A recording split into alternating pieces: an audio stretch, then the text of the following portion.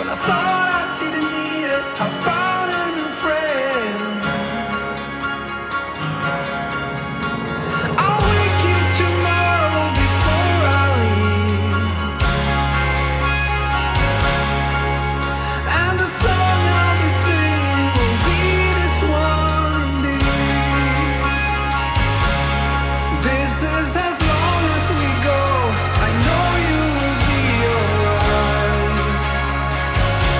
but somehow wherever you are, you're still in the crossfire.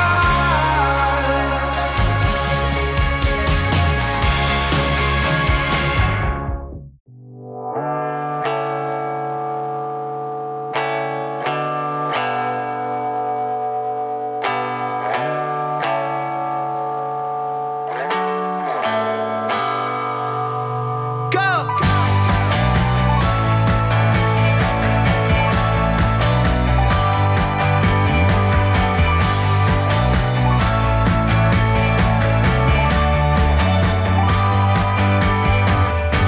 See, I was running like a clock for you.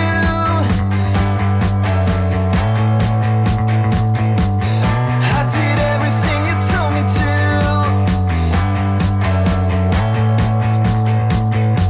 Gee, I was caught in it for a while,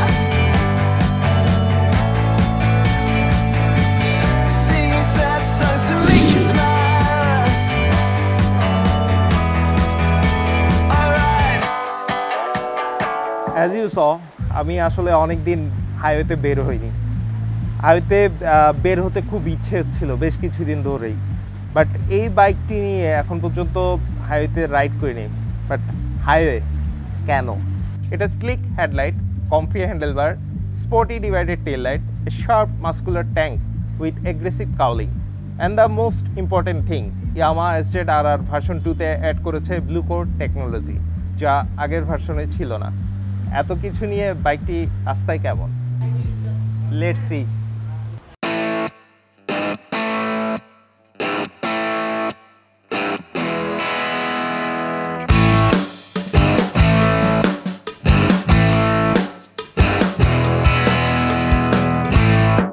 dry wait হচ্ছে মাত্র 125 KG. এর fuel ট্যাঙ্কে প্রায় 14 litre fuel নেওয়া যায়। এই সুইচগুলো ব্যবহৃত হয়েছে ইয়ামাহা FZS FI ভার্সন 2 বাইকে। আমার 2000 কিলোমিটার টেস্ট রাইডে কালার নিয়ে কোনো ইস্যু পাইনি।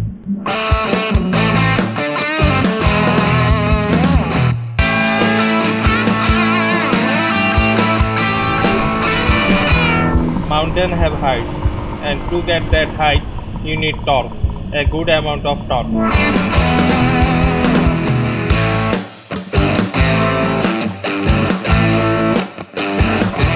পাহাড়ে ওঠানামার জন্য সবচেয়ে বেশি যে জিনিসটা মাথায় রাখতে হয় সেটা হচ্ছে টর্ক।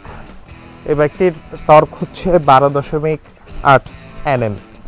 সো এক্সপেক্টেবল দেখে হয়তো বা মনে হতে পারে যে এই টর্কটা এনাফ না, বাট বিলিভ মি, এই টর্কটা এনাফ এরকম থ্রিল রাইডের জন্য।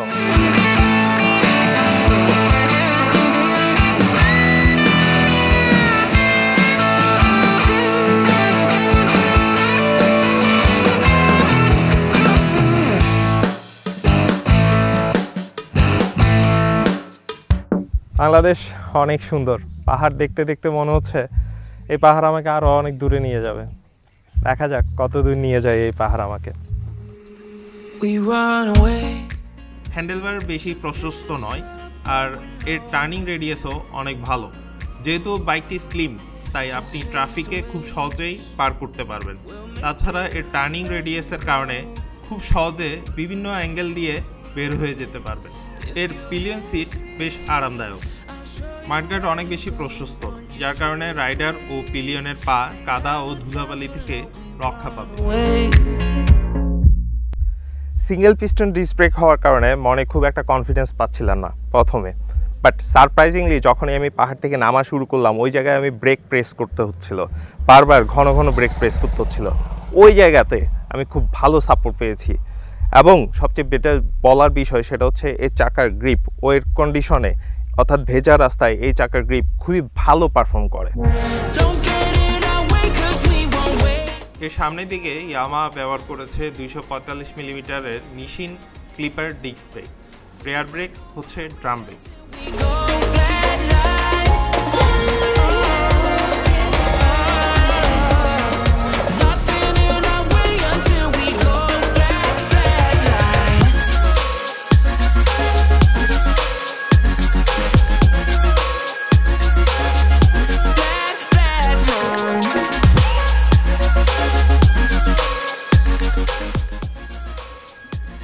দেন চান আমি ভাই জিনিসটা হচ্ছে আপনি তো ফেজার চালান, আমরা জানি Fazer is best for controlling, আর ইয়ামাহা তার অন্যান্য বাইকগুলোতেও কন্ট্রোলিংয়ের জন্য যথেষ্ট চেষ্টা করে, সেফটি রাইডার সেফটি নিয়ে কাজ করে।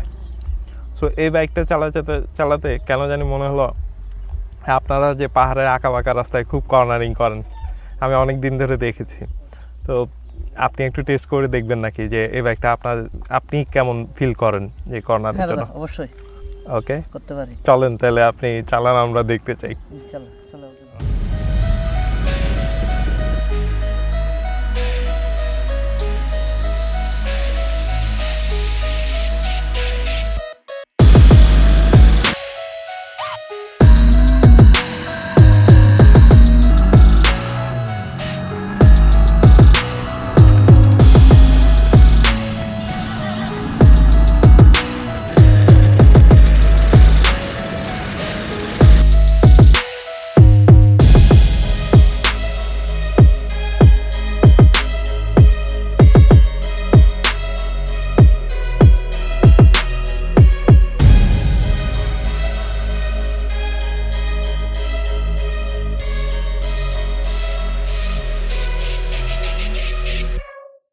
কি কেমন লাগতেছে দাদা?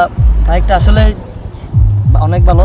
বাইকের আপনার 180 পিছনে চাকা নিয়ে কর্নারিং করতে খুব ভালো লেগেছে, আর সামনে 275 17 চাকা নিয়ে কর্নারিং করতে খুব ভালো লেগেছে। আর গাড়ির সিট পজিশনটা অনেক ভালো, বসে আরামদায়ক, আর হ্যান্ডেল বারটাও খুব স্মুথ। এটা দিয়ে অনেক স্মুথলি কর্নারিং করা পসিবল। মনে করেন যে আপনি 60-70-এ কর্নারিং করতে পারবেন স্মুথ। মানে অনেক বাইক আছে যেটা আপনাকে এনাফ কনফিডেন্স দিবে না, মনে হয় যে আপনি কর্নারে গিয়ে ছিটকে চলে যাচ্ছেন, বাট এটা কি একদম গ্র্যাব করে রাখে বা এরকম কিছু? হ্যান্ডেল বারটা বেশি উঁচু না, যেহেতু একটু ডাউন সিটিং পজিশনের সাথে হ্যান্ডেল বারটা অনেক স্মুথনেস, সেহেতু আপনার ব্রেকিং সিস্টেমও অনেক ভালো এটা বাইকটা। সো আপনি 60-70-এ কর্নারিং ইজিলি ভাবে যদি বাইরে ছিটকে যেতে চান, তাহলে আপনি নিজের আয়ত্তে এমনি নিয়ে আসতে পারবেন, খুব ইজিলি কন্ট্রোল করা যায়। নিয়ে আসতে পারবেন। ওকে, তো থ্যাংক ইউ ম্যান, ভালো লাগলো। ইনশাআল্লাহ দাদা ভালো থাকবেন। ইনশাআল্লাহ দেখাবো। যদিও বাইকটি টপ স্পিডের জন্য না, তবে আমরা 105 কিলোমিটার প্রতি ঘন্টায় টপ স্পিড তুলতে সক্ষম হয়েছি। বাইকটি হাই আরপিএমে কিছুটা শব্দ করে, তবে হাই আরপিএমে এর ইঞ্জিন একটুও ভাইব্রেট করে না, কিন্তু আপনি একটু ভাইব্রেশন অনুভব করবেন যখন আপনি 7000 আরপিএম ক্রস করবেন। এর হেডলাইট হচ্ছে হ্যালোজেন এবং ডিসি অপারেটেড। ইয়ামাহা বেস্ট হচ্ছে তার কন্ট্রোল এবং রাইডার সেফটির জন্য। বাংলাদেশের অধিকাংশ রাস্তায় আমরা জানি ভাঙাচোরা, অর্থাৎ অফ রোডের টাইপের একটা ফিলিংস দরকার, আর এর জন্য দরকার সবচেয়ে ভালো সাসপেনশন। এর সামনে টেলিস্কোপিক সাসপেনশন এবং পেছনের ডুয়েল স্প্রিং সাসপেনশন মনে হতে পারে খুব অর্ডিনারি একটা জিনিস, বাট এটা অর্ডিনারি তখন পর্যন্তই লাগবে যখন পর্যন্ত আপনি সিটিতে রাইড করবেন, অর্থাৎ ভালো রাস্তায় রাইড করবেন। কিন্তু যখনই আপনি একটা ভাঙা রাস্তায় অফ রোডে রাইড করতে যাবেন, এর সাসপেনশনের মজা তখনই বুঝতে পারবেন।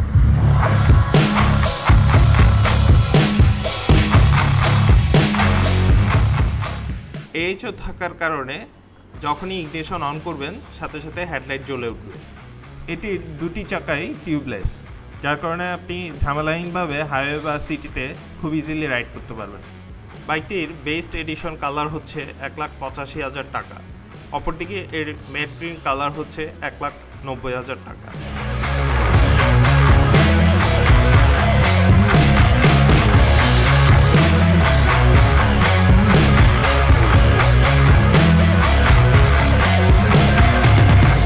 $470 কিলো চালানোর পরে একটু আগে ফুয়েল টপ আপ করলাম।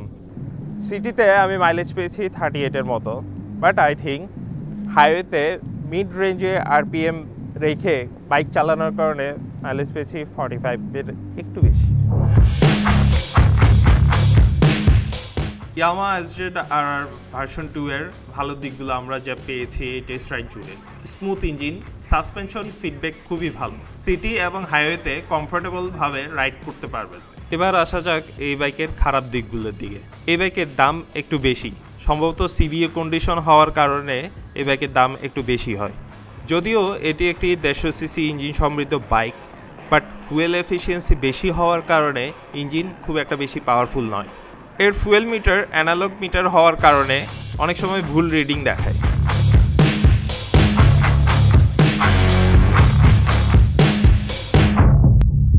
এই বাইকটির বর্তমান প্রাইস হচ্ছে 1,85,000 টাকা।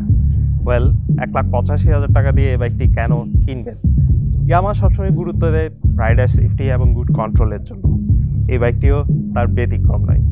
স্প্যাকের কথা যদি চিন্তা করেন, এই বাইকটা আর 10টা সাধারণ বাইকের মতোই, কিন্তু টুইস্টটা হচ্ছে যখনই আপনি এই বাইকটি নিয়ে রাস্তায় নামবেন, will get good performance, better mileage, great comfort এবং সবশেষে the brand value of Yamaha. So, decision is up to you now. Thank you for subscribing Bike BD YouTube channel, and remember, smart bikers always use helmet, so try to use it.